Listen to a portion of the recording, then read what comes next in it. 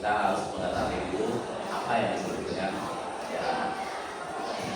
Ceramah merupakan bagian dari pidato, karena di samping ceramah juga ada namanya khotbah, amanah atau sambutan.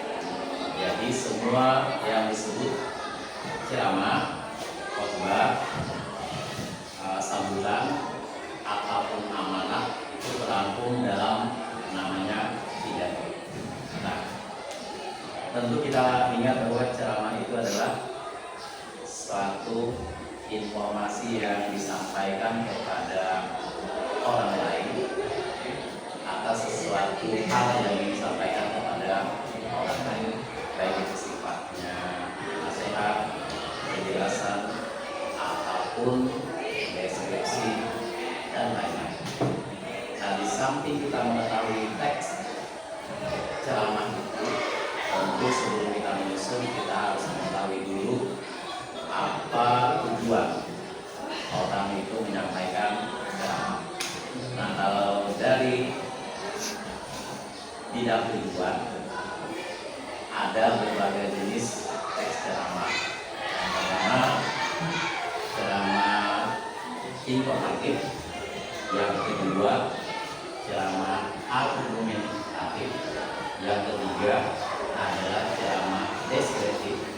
Yang keempat adalah ceramah persuasif.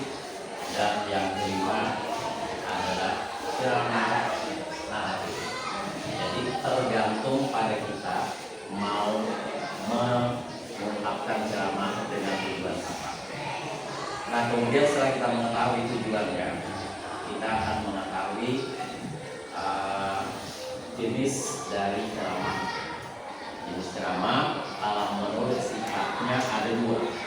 Yang pertama adalah ceramah umum, yang kedua adalah ceramah khusus.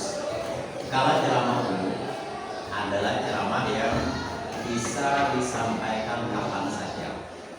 Tetapi kalau ceramah khusus adalah ceramah yang disampaikan pada waktu-waktu tertentu. Nah, misalnya kalau ceramah khusus pada hari besar Islam, misalnya Maulud Nabi, tentu hanya pada waktu itu saja ceramah itu bisa kita sampaikan. Tetapi pada ketika bulan itu sudah berlalu, nah tentu tidak akan bisa disampaikan lagi. Berbeda dengan yang umum, kapan saja. Nah, jadi kalau menurut sifatnya ada dua. Nah, kemudian kalau ceramah itu punya struktur juga. Ya, kita akan menyusun teks ceramah, tentu harus tahu struktur. Struktur ceramah ada tiga. Ya. Yang pertama ada pendahuluan, yang kedua adalah isi, dan yang ketiga adalah penutup. Nah, pada bagian pendahuluan, kita sebagai orang yang beragama Islam tentu harus menyampaikan hal-hal yang biasa kita dengar di daerah kita. Ya, tentu pastinya. Ya, yang pertama pada pendahuluan itu adalah salam pembuka, yang kedua puji-pujian, yang ketiga sapaan hormat, dan yang keempat ucapan terima kasih sekaligus maaf, serta yang terakhir adalah penyampaian judul atau topik ceramah. Kemudian bagian kedua adalah isi. Nah, isi kita sampaikan hendaknya terstruktur atau teratur dari mulai bagian awal, kemudian terus sampai bagian akhir, tidak boleh tumpang tindih. Maka dari itu kita menyampaikan ceramah harus mengetahui struktur itu. Nah, kemudian pada bagian penutup yang terpenting adalah kita harus menyampaikan kesimpulan, ya, kesimpulan dari materi yang kita sampaikan di bagian isi, yaitu di dalam kesimpulan kesimpulan itu terdapat saran atau harapan.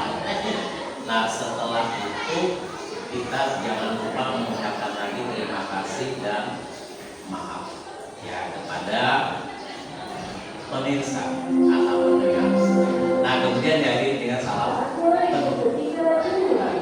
Kalau kita sudah mengetahui strukturnya, kemudian pada bagian paling akhir kita harus juga mengetahui langkah-langkah sebelum menyusun teks ceramah. Nah, langkah-langkah tersebut adalah yang pertama kita menentukan topik atau pokok bahasan yang akan kita sampaikan. Yang kedua kita harus akan menyampaikan tujuan. Nah tujuan tadi kita terserah memilih apakah yang informatif, apakah naratif atau deskriptif atau persuasif atau rekreatif ya.